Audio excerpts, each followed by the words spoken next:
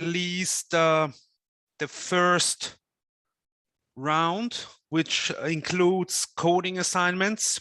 So you should be able to find the notebook for round 1 on Jupyter Hub.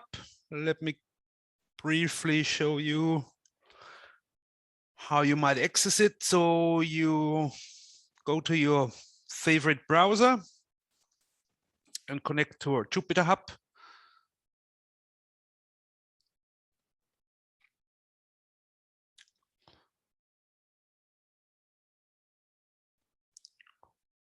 And here under assignments, you should find round 1. So if you have not already fetched it, it will be up here under released assignments. And then you have here a button, you should have a button fetch. And after you fetched it, you have it here in your downloaded assignments. And the coding assignments are in the notebook named round 1_ANN. Yes.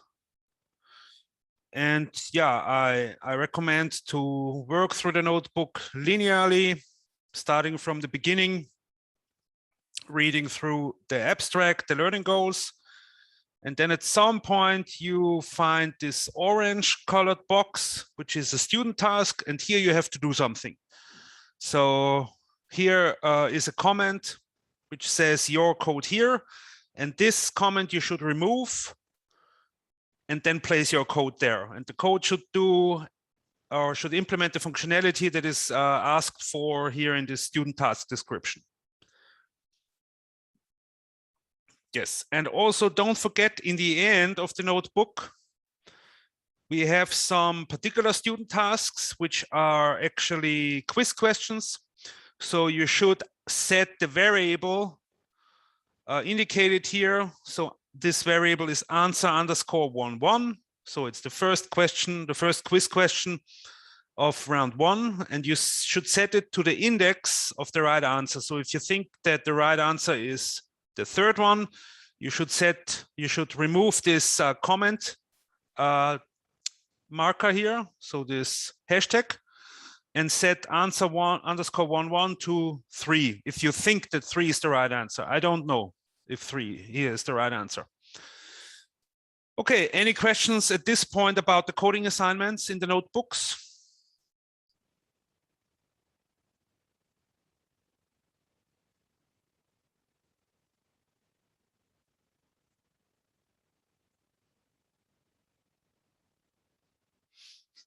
Yeah, if any questions come up, don't hesitate to ask on the Slack channel. And if you're not there yet on the Slack channel, please send us an email if you have trouble joining the Slack channel. You can also ask questions by email to the course staff, but we prefer that you ask questions on the Slack channel so that the other students also benefit from the answers. Okay. So we have 4 quiz questions, right? I think so, yes. Okay. Yes. Thanks. Yes, and you can submit as often as you want, and we will count then we will use the last one, the last submission before the deadline is used then for grading. Okay, but now to the lecture today, which is about the round 1 topic, artificial neural networks. Can you see my slides?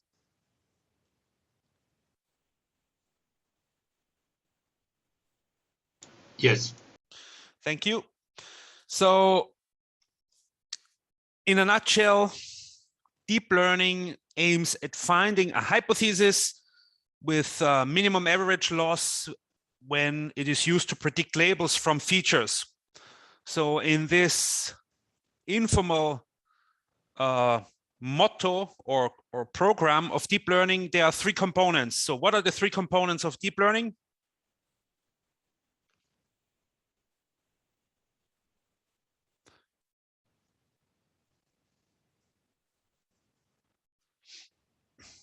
Somebody in the chat.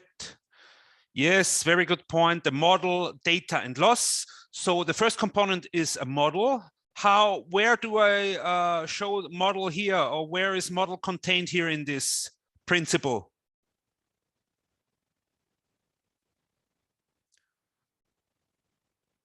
Yes, so how is the term model related to the term hypothesis?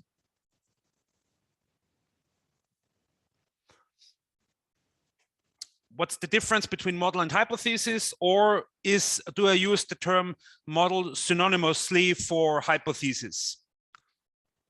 What's the difference between a model and a hypothesis? Exactly. A model is a set, a typically very large, infinite set of different hypotheses. And we will see today how we can use a signal flow chart that we call artificial neural network to represent such an infinite set of hypotheses. Okay, then we have the second component, data. Maybe the most important component of any machine learning and deep learning is data. Where is data here in this principle?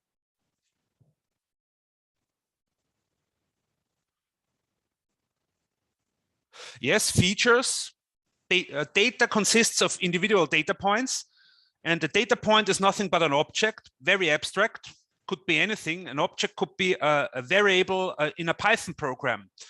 All variables in a Python program can be different objects, and an object has properties, characteristics, which we call features. This is something we can measure easily, the features of a data point. And then what other characteristics are there of data points?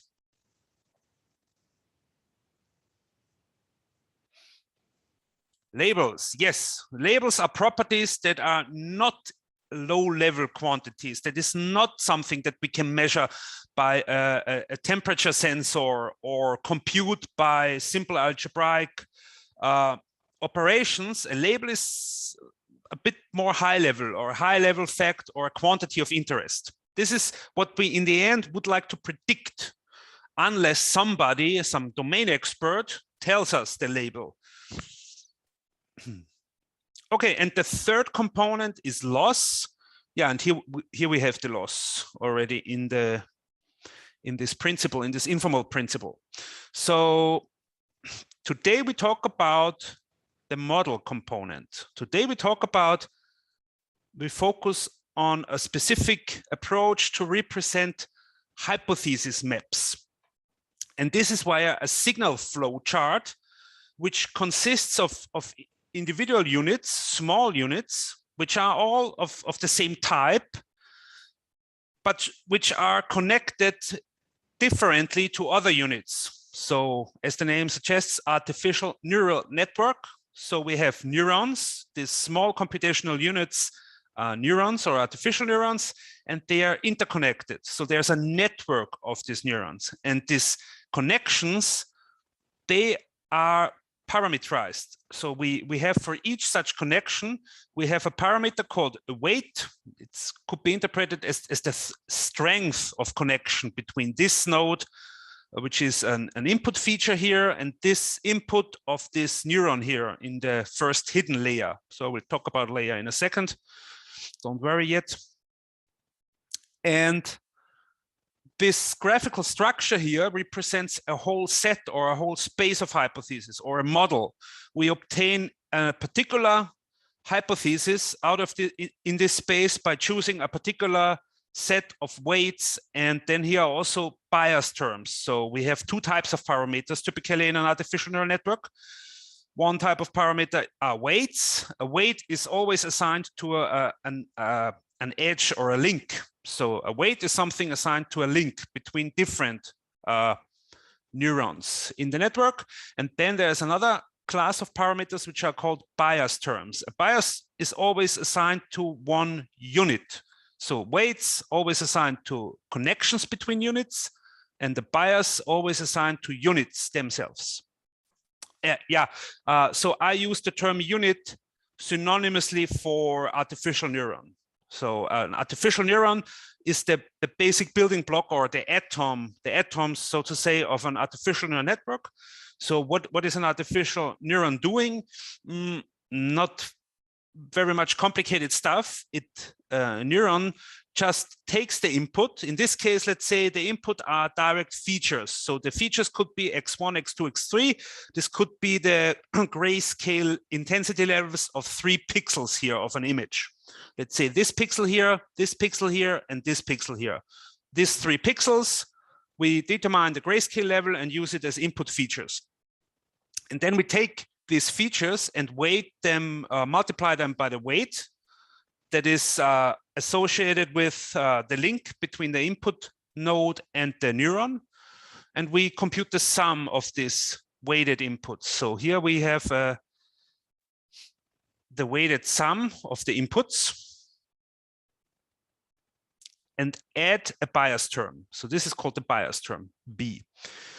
But there's a trick to kind of notationally get rid of a bias term by saying, let's just use one more feature, because we can, features, by the way, are design choices. So we can pick whatever additional features that we can compute easily. And one very easy a computable feature is a feature that is always 1. A feature that is always 1. Why not? And this dummy feature we could then use to implement the bias term by using this weight 0 as a bias term. So instead of B, we would have W0 times this dummy feature, which is always 1. So this would then result in W0 being identical to B.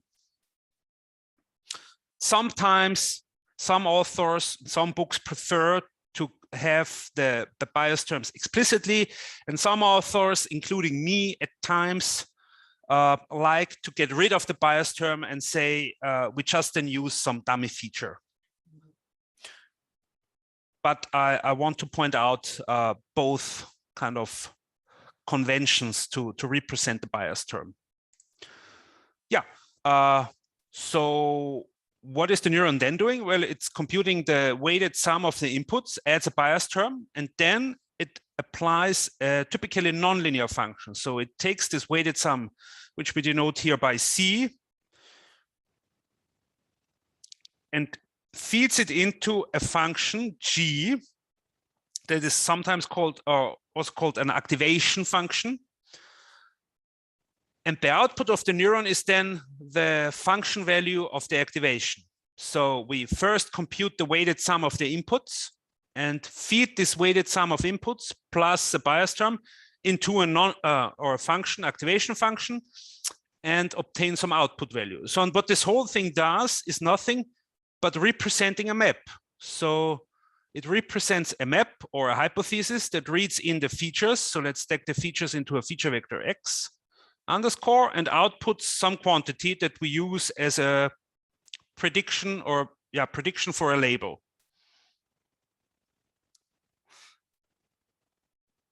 That's it. So a neuron is nothing but a representation of a map, of a hypothesis map. What would happen? I mean, in principle, we could also use activation function being a linear function, like G of C being equal to C.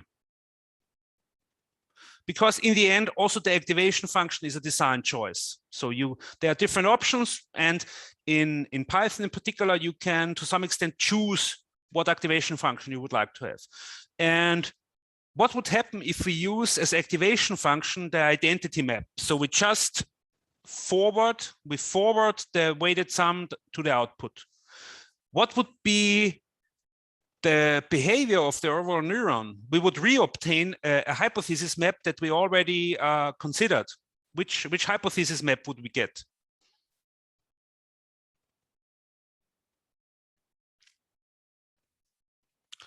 Average, or in the case that we have weights, a weighted sum. So this is nothing but a linear map. If we use here the identity map for the activation function, what we get overall would be just a linear map. So in vector notation, we would get W transposed if we stack all the weights into a vector W times X plus the bias term. Okay, so if we use our activation function being the identity, a neuron reduces to nothing but a linear map. Okay, but typically we want nonlinear functions.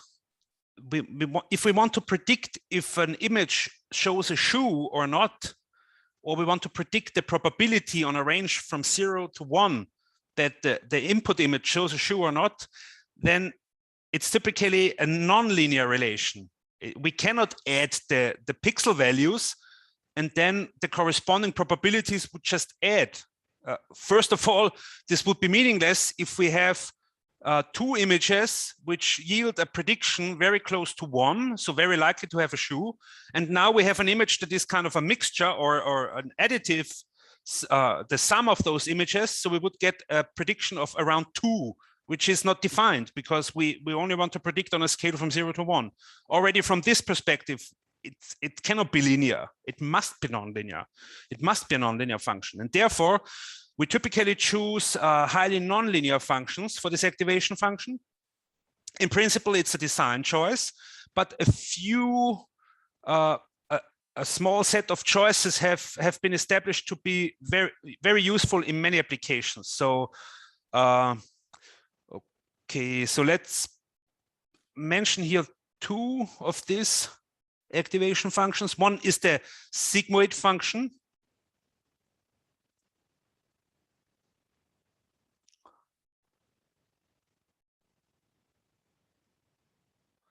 Which looks like this.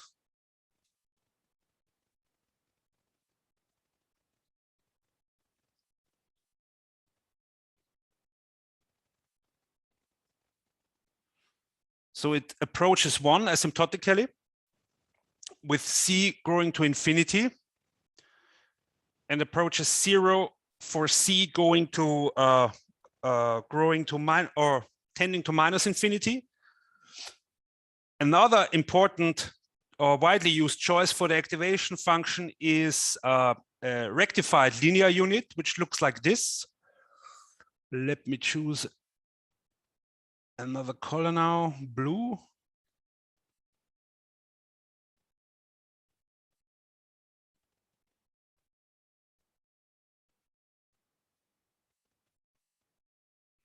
So the rectified linear unit is 0 for all negative inputs, and then just forwards the input value if it's non-negative. So this is called the rectified linear unit, or ReLU. Okay. And this here is called sigmoid.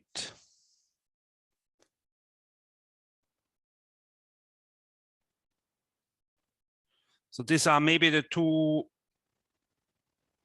most popular choices for the activation function, sigmoid function. Okay, so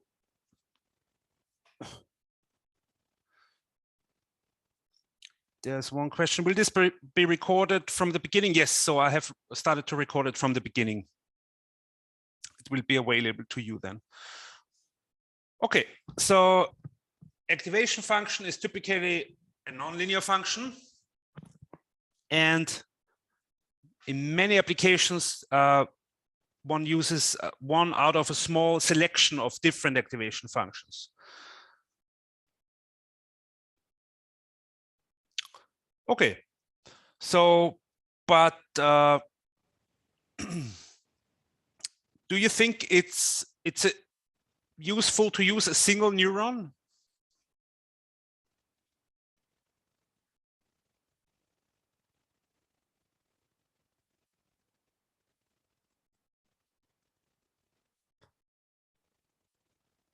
Why not?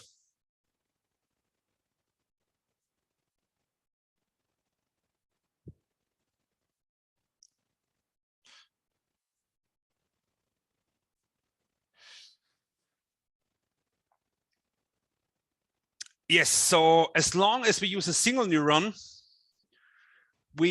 even if we use a nonlinear activation function, as soon as we threshold the activation function, for example, let's say if the sigmoid function is above 1/2, we say 1, we predict class 1 in a binary classification problem. If it's below 1/2, we predict the other class. So with using a single neuron, we can never obtain anything else than either a linear regression if we use the identity activation function, or if we use a nonlinear activation function in classification problems, we will always end up with a linear classifier. A linear classifier is a classifier which maps which decomposes the set of all feature vectors into 2 half spaces, and one of these half spaces corresponds to one class. And do you know other examples for linear classifiers, by the way?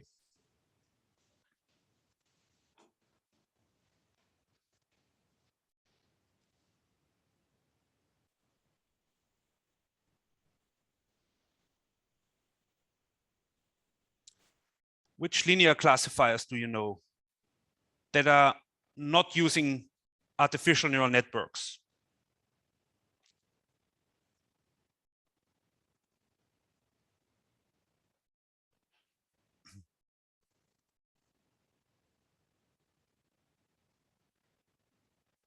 Yes, logistic regression is an example of a linear classifier. So it uses the set of linear maps as a model or hypothesis space, and the logistic loss or the cross entropy loss as the loss function.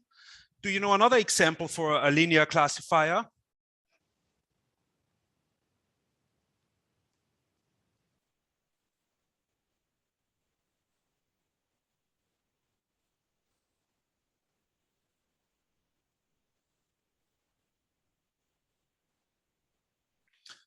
Well, the support vector machine is another example of a linear classifier.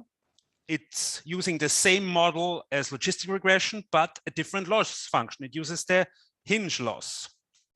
Yet another example for a linear classifier is a naive Bayes classifier, also a linear classifier, which uses yet another type of loss function.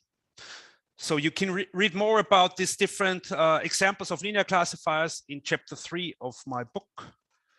I just wanted to point out here that a single atom can only provide us with a linear classifier, and we can do linear classifiers also without any deep learning. So a single neuron is pretty much not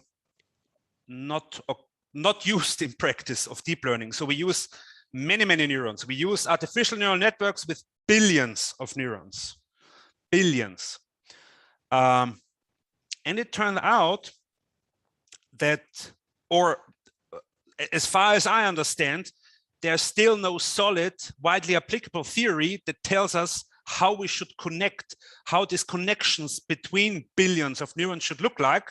But in the last, let's say, 20 to 30 years, depending on how you define the seminal papers, it has been found that it's a good idea to organize neurons, not completely arbitrary, like a completely random network, but to give them some order in the sense of grouping them into layers. So we have the input features is defined as the input layer. So this is rather a boring layer. This is just the input features. We have one node for each input feature. And then we forward this using the weighted links to the first hidden layer. And this hidden layer contains a certain number of neurons. Each neuron has its weights for all incoming links and a bias term. And what we then do, we repeat this procedure. We forward this outputs of these neurons to the next, to another hidden layer, and so on and so forth, until we reach an output layer, which gives us the predicted values.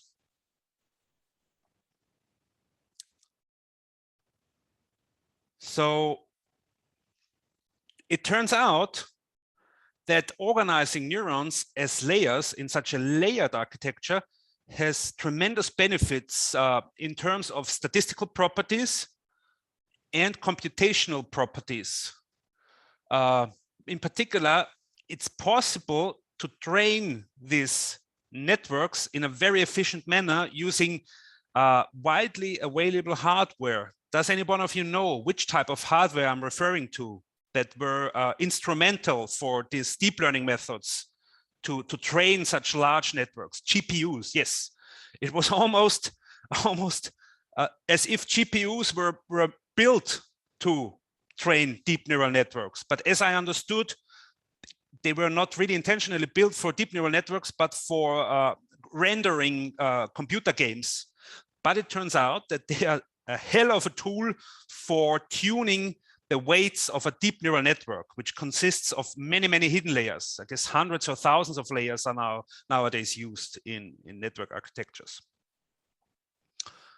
Okay, the important thing is in this layered structure, the nodes or the neurons in a given hidden layer are typically only connected, the outputs of this hidden layer connected to the next layer. So there's some, in some sense, a sequential structure in this layered architecture. However, then there are many, many exceptions to this rule. For example, this, how is it called? ResNets, residual networks. They include shortcut connections that go over several consecutive layers and directly connect the layer with layers way ahead in this chain of layers. So this hints at, again, that we really, there is no deep understanding of how to organize these connections. So what is the best network architecture for a given data set, for given statistical properties of data? For some particular domains, it has been found that basic structures work well and others don't. For example, for images, it has been found that organizing these connections in the form of convolutions, and we will talk more about these convolutional neural networks in a later round of this course, is a very good idea. But this is only one domain. It's only for image data. For image data, we know that convolutional neural networks is a good idea for organizing the connections of artificial neural network. But in general, we don't know what the best architecture is, and it's often a matter of trial and error. Try out an architecture. Does it work? Keep it. If it doesn't work, change it. Okay. Yeah. So even if we don't know per se or in general what the good network architecture is, one can say a few things about the type of the output layer, depending on the application you're looking at. So for example, if your goal is to find out for a set of different objects or for a whole ensemble of different objects, if it is present in an image or not, which is called a multi-label classification problem, then we typically have more than one output neuron. So consider this image here, and we would like to know the confidence or the probability that a tree is on the image. So if there's a tree, then the output y hat 1 should be close to 1. So yes, here's a tree, so it should be close to 1. Then another output indicates if a car is present. Yes, so this is also 1, should also be 1. And then yet another, the third output should indicate the probability that a person is depicted in the image. So it's also 1. So for each of this label out or of this output, this predicted label is in some sense independent of the others. So an image can contain a tree and a car, or only a tree and no car, or no tree but a car. So these output units are independent. In particular, we can use for these output units separate activation functions like a sigmoid activation function. So we could use for each of these output neurons a separate sigmoid activation function. Okay, but then there's another type of machine learning problem or application, which is called a multi-class classification problem, where we want to know to which one class out of more or several classes does an object or an image belong? For example, is this image here, this input image, a shoe image? Is it a t-shirt image, or is it a code image? So here we have some constraints. For example, if we are very sure or very confident that the input image depicts a shoe, so this is 1, then it doesn't make much sense that these values are also near to 1. So they should be 0 naturally, because each object or image here belongs only to 1 and only 1 category. This is a multi-class classification problem. And for such problems, you might want to use another type of output layer, which is using which is called the softmax output or softmax activation function. So here we use for the output of the ith neuron, we use the exponential of the weighted input of the ith neuron. So the C1 would be here the weighted input plus the bias term for the first neuron, and C2 for the second, C3 for the third output neuron. And here this formula, this activation function, is different from a sigmoid activation function in that it couples. So these neurons are coupled with each other via this activation function, because here we have the sum over all neurons in the output layer. So when you have a multi-class classification problem, you might want to use a different output layer than when you have, or when you want to obtain a multi-label classification method. Okay, so here was one question. Can we solve any kind of machine learning problem with neural networks if we have enough data layers, computation power? What we cannot solve, if any? Very good question. There's a theoretical result that tells us if we use an artificial neural network with a single hidden layer, but sufficiently many neurons in this hidden layer, typically billions or so, we can represent any map, any nonlinear map, any reasonable nonlinear map. It can be nonlinear, but it should be robust a bit. So it should be not too crazy in a mathematical sense, but any reasonable relation between input features and output, we can reproduce, or we can learn using a single hidden layer neural network. And having more hidden layers gives us only more power. So this is these results go under the name universal approximation properties of neural networks. So in this sense, they are universal approximation methods. And so in a sense, we can use them for any prediction problem. Okay.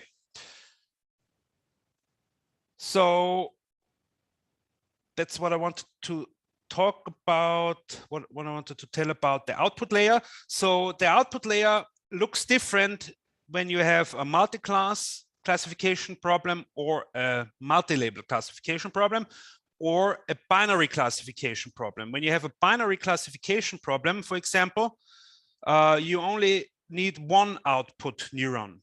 So when you have the classification problem of classifying an image either into a shoe image or no shoe image, then you don't need more than one output neuron. You only need one output neuron, which is between 0 and 1. And when it's close to 1, we are very confident that the image is a shoe image. If it's very close to 0, we are confident that it's not a shoe image. So this would then be a binary classification problem. Okay. Yeah, please post any questions on the chat as we go. I will regularly take a break and try to answer the questions. So now let's have a look at how we define and how we train artificial neural networks in Python. So this will be basically your task then in this coding assignments for the round 1 within the next 2 or 3 weeks. Please check the My Courses page for the deadline. And we will use, or you will use, the Python package Keras, which is a high-level library. So you can define and train artificial neural networks using a very small amount of code. So I have here shown a code snippet that defines an artificial neural network structure. And the general pattern is that you specify a sequence or a list of layers. So the first hidden layer, you then choose the activation function, here rectified linear unit, and then you add another layer, and this is already the output layer. So we only have one hidden layer here and one output layer with an activation of softmax and a number of output neurons 10. So already from this definition, can you tell something about which type of machine learning problem we would like to solve with this artificial neural network? Do you think this is a reasonable neural network for binary classification?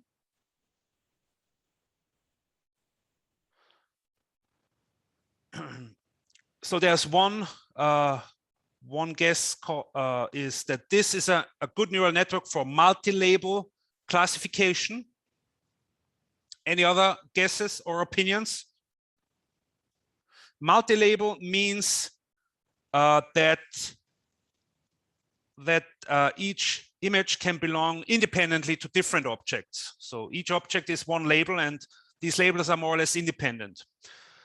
But when we use the softmax, we couple the different predictions. So we say, or we enforce the output to kind of distribute our confidence evenly over all classes. So there's one class, let's say, having 90% confidence that it's this class, then the remaining can only make up to 10%. So this is a multi-class classification problem. So when you see activation is softmax, then you might use this neural network for a multi-class classification problem and not for a multi-label classification problem.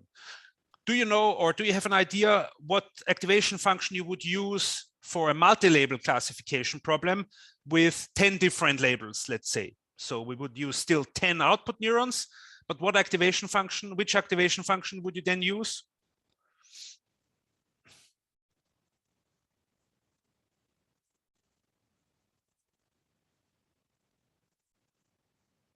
A linear?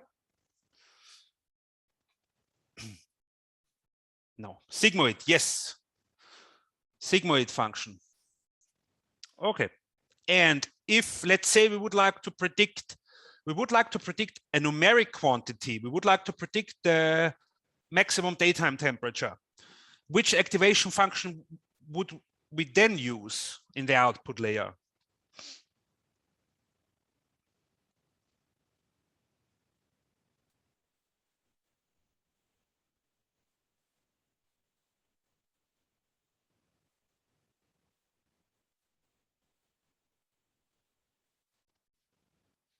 Would sigmoid function be useful for predicting a temperature? So sigmoid can only take values between 0 and 1.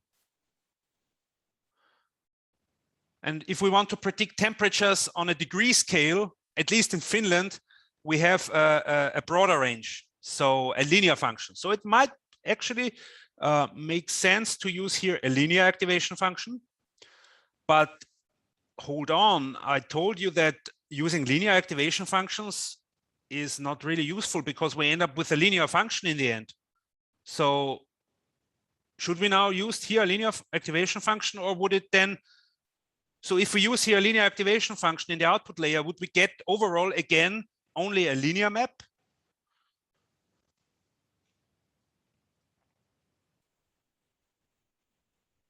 What do you think? If I use here in this output layer a linear activation function, would the overall relation between input X and the predicted output Y hat be a linear map?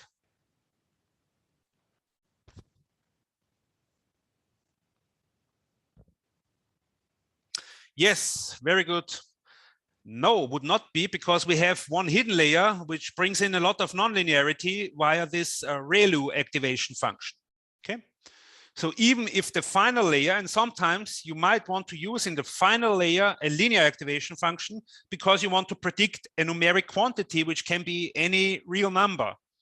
So it might make sense that in the last layer, in the output layer, you have linear activation function. But still, if you use nonlinear activation functions in the previous layers, then the overall map is still nonlinear, and you can represent nonlinear predictions or predictors. Okay. Yeah, so this code snippet here is all you need to use or you need to write for defining a artificial neural network consisting of one hidden layer with 128 neurons and followed by one output layer containing 10 output neurons. Then it could be interesting to get a summary of this artificial neural network. So yeah, and by the way, the tradition is to use this object model, and that's why I came up with the convention to refer to a hypothesis space as model, because this is exactly what this object here represents. This Python object or variable called model represents not a single function, but all possible functions that can be represented by this structure, by these layers, by choosing different weights. And we will then talk about how to tune and train these weights in a second. But now let's have a look at the summary here. So you can use the method summary of this object and get a nice overview of the layers and also of the parameters, the tunable parameters. So we have here number of parameters assigned or corresponding to the output layer is, let me show this here, is all the weights of connections going towards the output layer and all the bias terms of the output neurons. These are all the parameters assigned to the output layer. And this is 1,290. Is this correct? It seems to be wrong, because we should have 10 output neurons, and each of these output neurons is connected to all previous 128 neurons. So it should be 1,280, shouldn't it? Is there an error in this number here? Number of parameters. Exactly, the bias terms also. So this 1,290 is 10 for 10 output neurons times 128 neurons in the previous layers. So these are all possible connections between a previous layer neuron and an output neuron, plus 10 bias terms for each of the output neurons. This gives 1,290. So all fine here. Okay, and here we have in the hidden layer we have 100,480 tunable parameters. So do you have already some idea or intuition when we have that many tunable parameters that we will then tune in the training? How many training data points should we use for tuning so many parameters?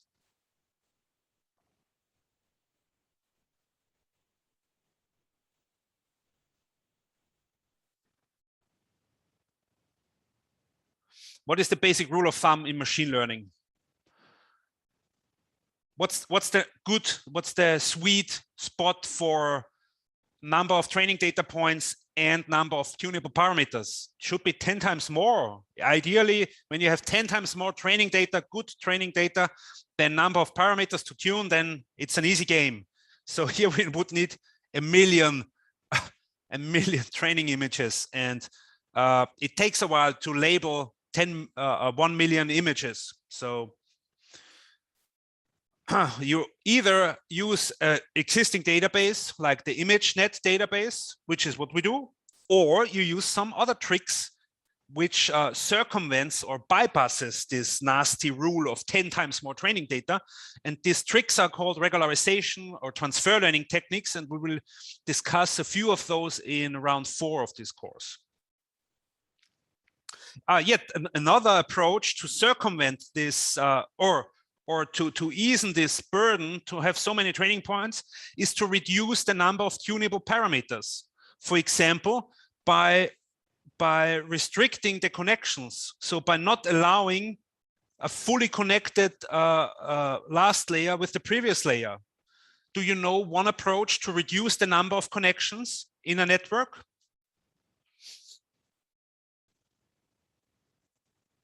So they are fully connected layers, where each node in a layer is connected to each node in the previous layer. And there are other types of layers.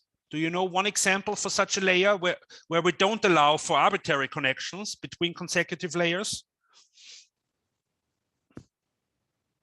Yeah, we equivalently we can set some weights to 0. So I would call this we don't have this connection. Equivalently, we set this weight to 0. Yes, but do you know a specific structure which uses less connections?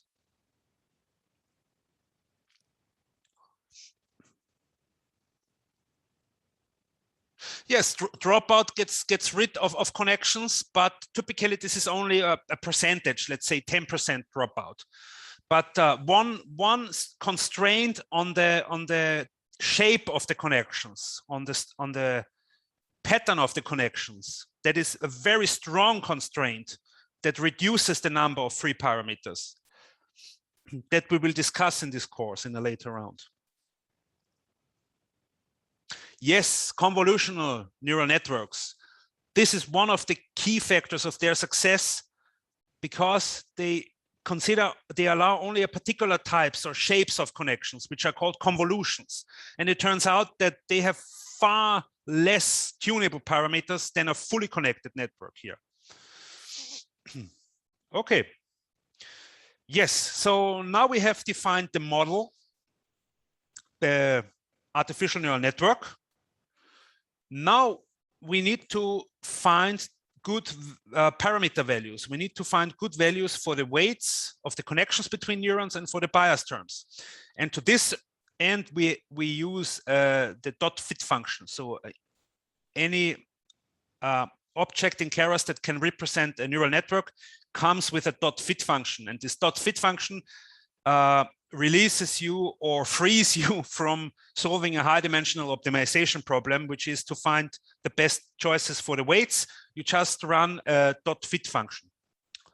Okay, and what do we need to specify for finding the best choice of weights?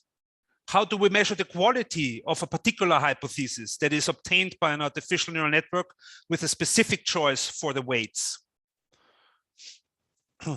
What is a key component of machine learning that is related to this problem?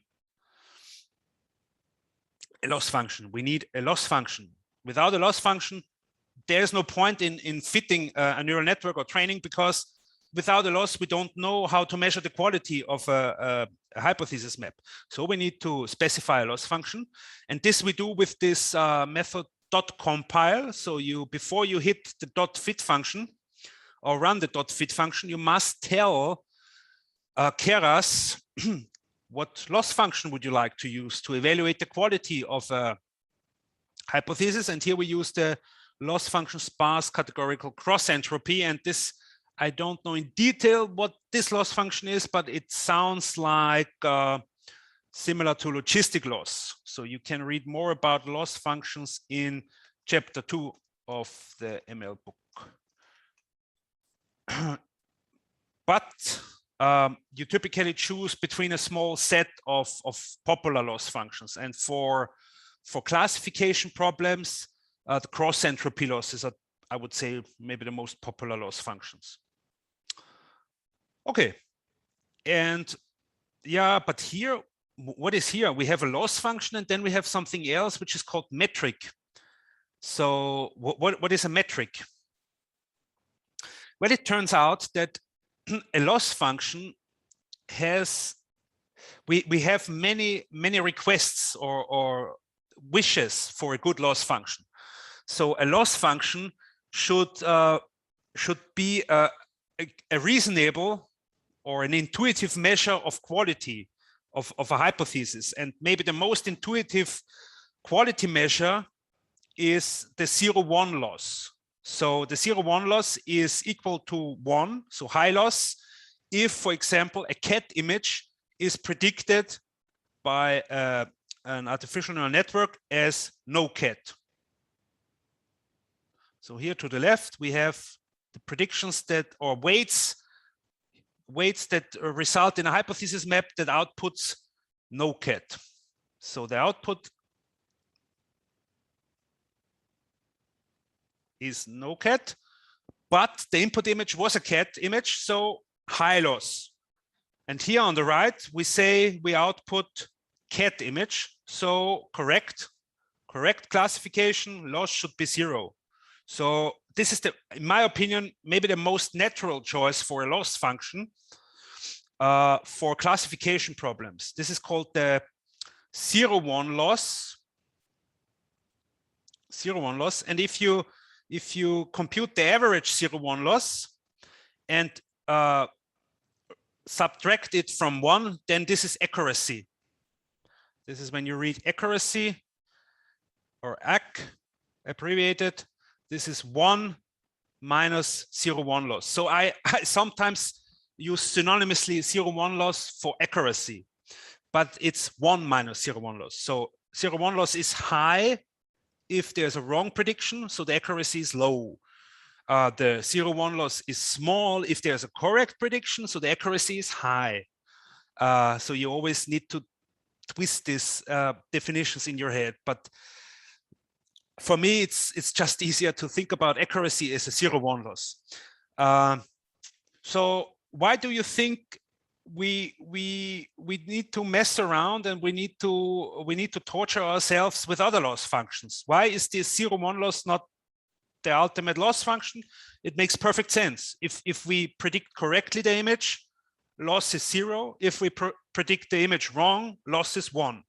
And if we average this over many images in the training set, we get a percentage, and we can say, let's say 99% of the image have been classified correctly. So makes sense to evaluate the quality of a particular hypothesis or predictor map using the accuracy. But why do you think we use other loss functions still? In particular, why do we use this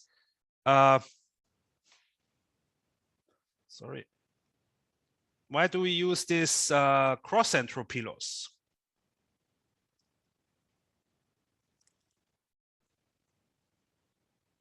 So why do we have here in this compile also this cross entropy loss, and not only we use the accuracy? There's one comment, a good comment. There might be a problem if the data set is not balanced. So if there's like 0.1% of cat images, but the rest is no cat image. Okay, but yes, that's one problem. So that's why the average 0-1 loss of the accuracy is not good. And you might look at something else like a confusion matrix, which is a more kind of an upgraded or more fancy 0-1 loss. But let's say we have a balanced data set. So balancedness is not the issue. But why do you think it's not good, or it might be not so useful to use this loss function for tuning the parameters of the network, like the weights and the bias terms? So tuning, we want to, in the end, we want to tune the network parameters to find the minimum loss. So let's say we start here with the first guess of the weights. So let's say we are here, this is the first guess, initialization, random initialization, we are here. Why is this 0-1 loss not so good to find the minimum? Derivative is 0. So we cannot really read out from this choice for weights in which way to go, because the derivative is 0. And that's why another loss function like this here, this blue is the gross entropy, is nicer, because this has a curvature. It's tilted towards the minimum. So we can evaluate already for the first guess, which can be completely rubbish. The first guess for the weights can be completely rubbish, but still we can evaluate something called the gradient. We'll talk more about this in round 2, in round 2 next week. And we know in which direction to go. So we can go one step, gradient step, to obtain the next one, better one.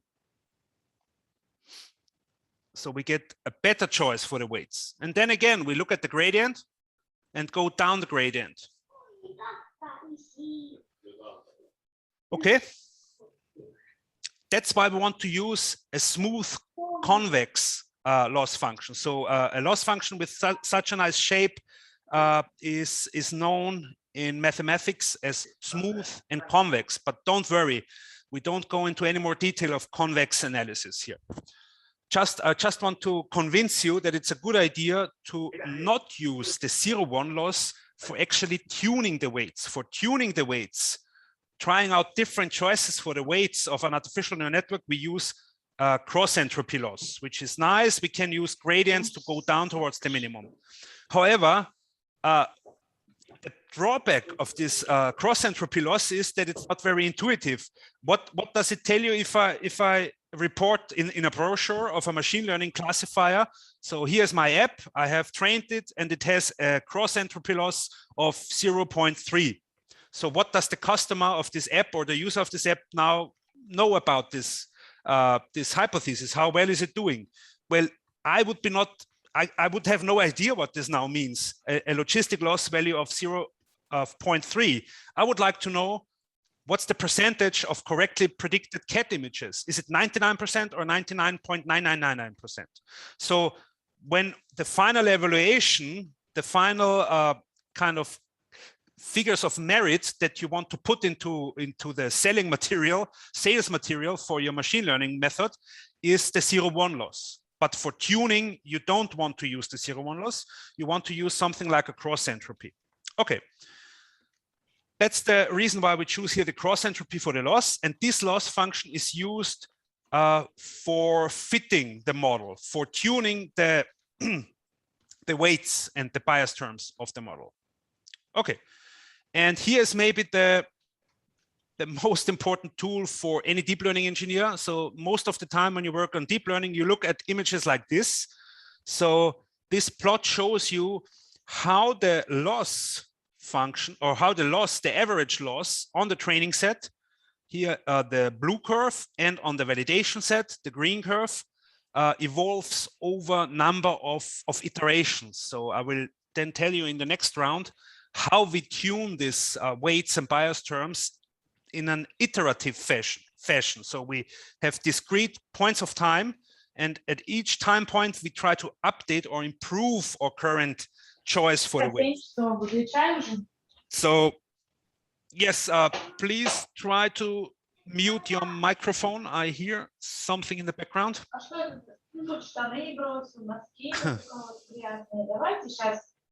I will take care of it. Yes. So,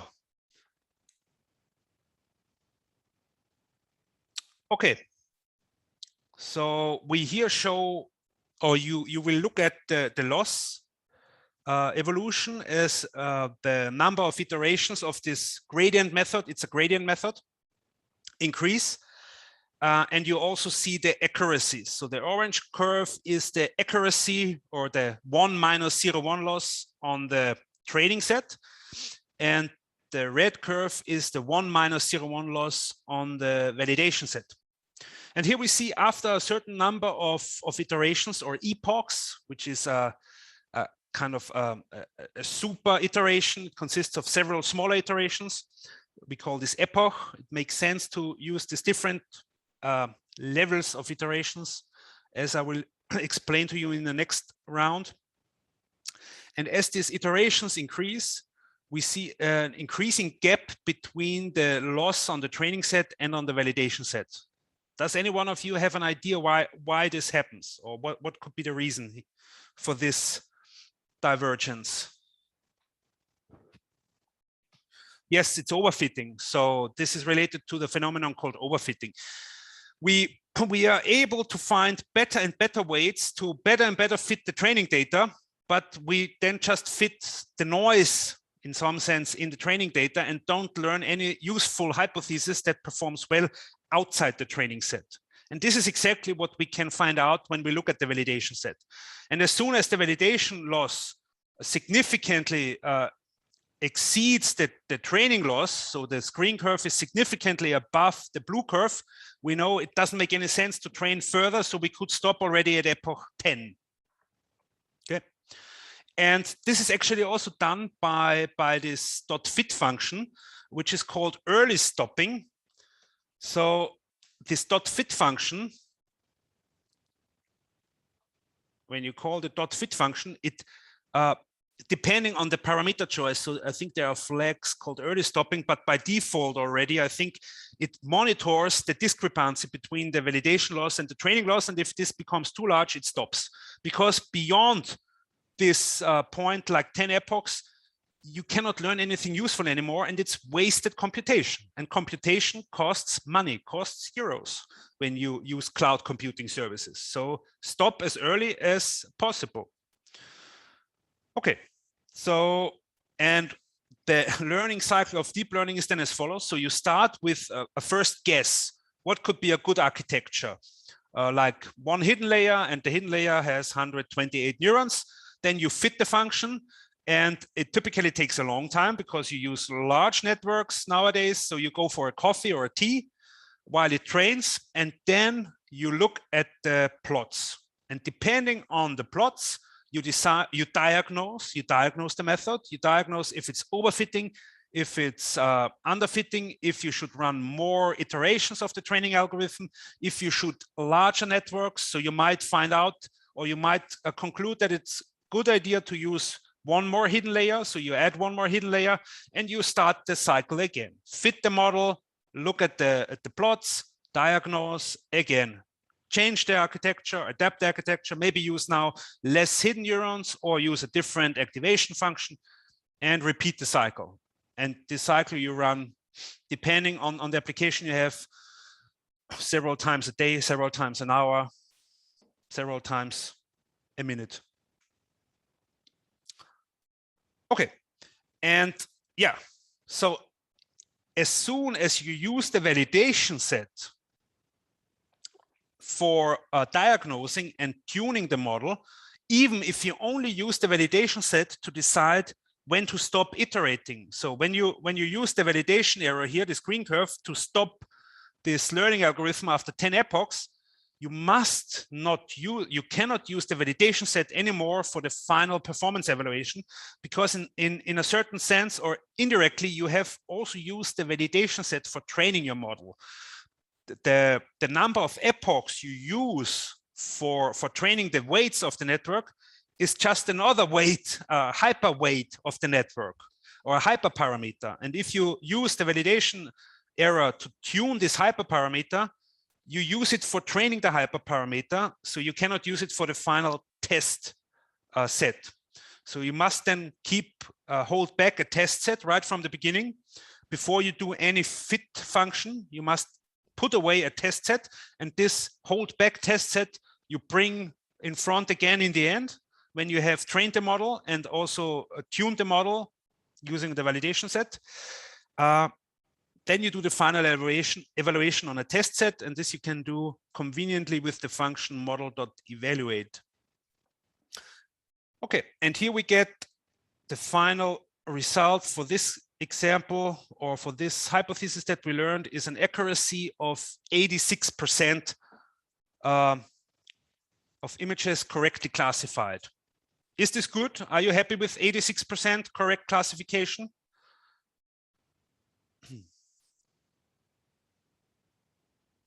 Yes, why?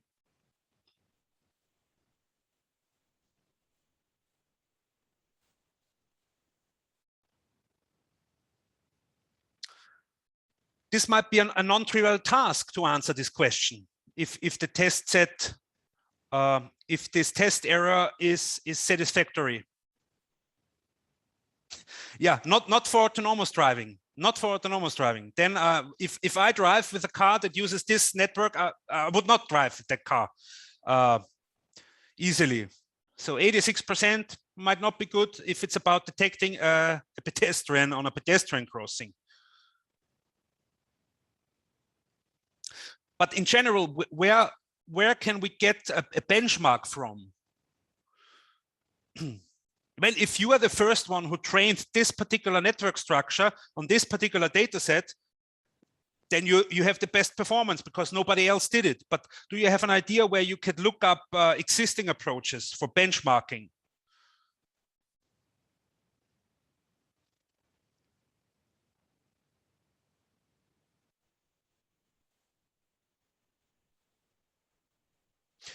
Yeah, one such approach is called Kaggle.com. So if you look at Kaggle.com and you look for a related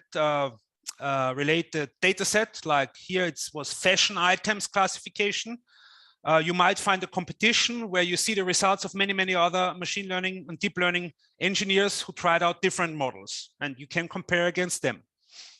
So this is one way to get a benchmark. Look at existing solutions or implementations. Okay, that's all from my side on artificial neural networks. Are there any questions?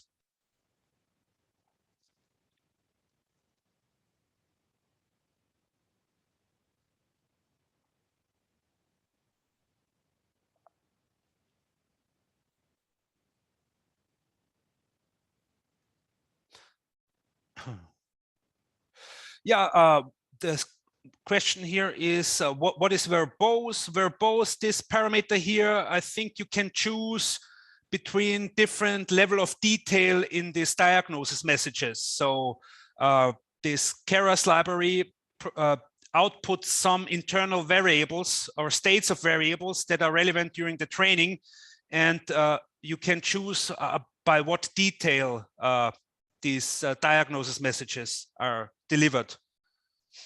But I recommend you to check out the Keras documentation.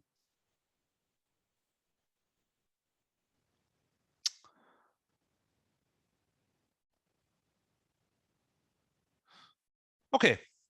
Yeah, I thought I stay below 1 hour this time, but again, not managed. So I'm a bit overdue.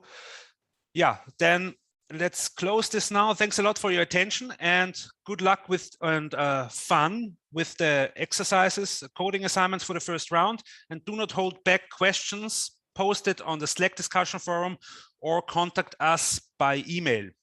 Thanks a lot and have a nice evening.